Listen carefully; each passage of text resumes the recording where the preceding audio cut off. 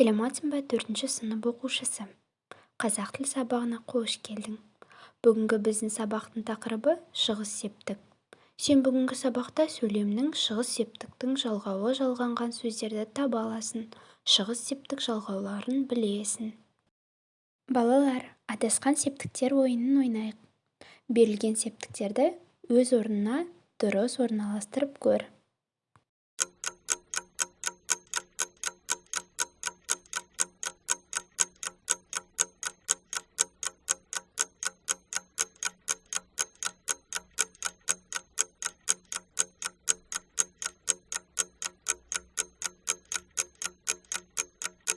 Қазақ тілінде 7 септік бар.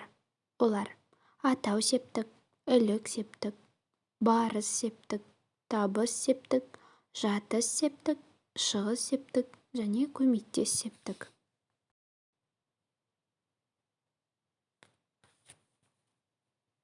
Ал енді балалар, келесі тапсырмаға назар аударайық. Ертегіні мұқият тыңда. Ертегідегі нақыл сөзді анықта. Қоян ата көжектеріне көп сәбіз әкеп, бір-бірден бөліп берді. Ең кенжесі сұр көжек: маған қотыр сәбіз бердің, жемеймін, деп ұртын бұртитты. Сәбіздің түп жағында бұршақтың үлкендегіндей 2-3 бүртігі бар екен. Оны басқа бір көжек қағып алды да бір-ақ асады. Сұр көжек аш қалды. Атасы оған: солай балам, өкпелеген үлесінен құр қалады, деді. Балалар, бұл тапсырмадан нақыл сөзді тауып көрейікші. Ойланайық.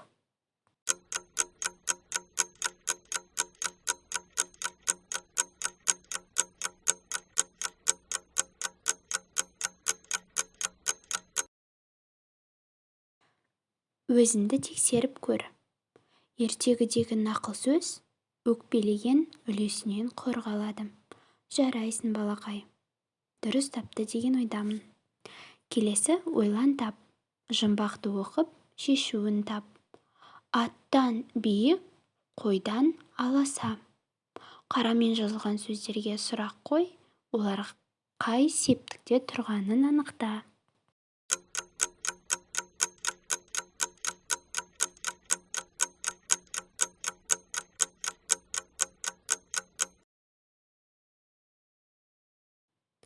Өзіңді тексер.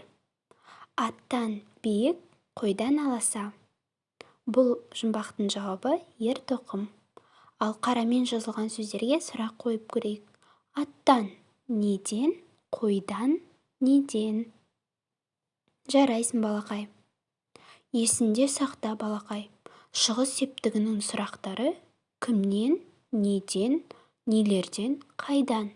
Шығыс септігінің жалғаулары нан, нен, дан, ден, тан, тен. Балақай, келесі тапсырма семантикалық картаны толтырып көрелік. Уақыт кетті.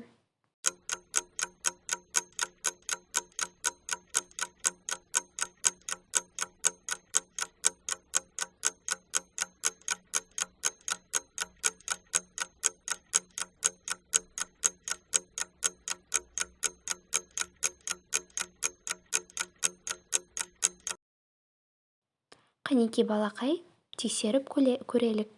Балапан атау септігінде, табиғатты табыс септігінде, оқулықтан шығыс септігінде, саябақта жатыс септігінде, ақбөкеннің ілік септігінде, тұлпарға барыс септігінде. Жарайсың балақай.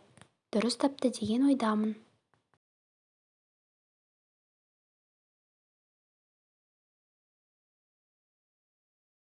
Ал енді балалар, бүгінгі сабақты қорытындылайық.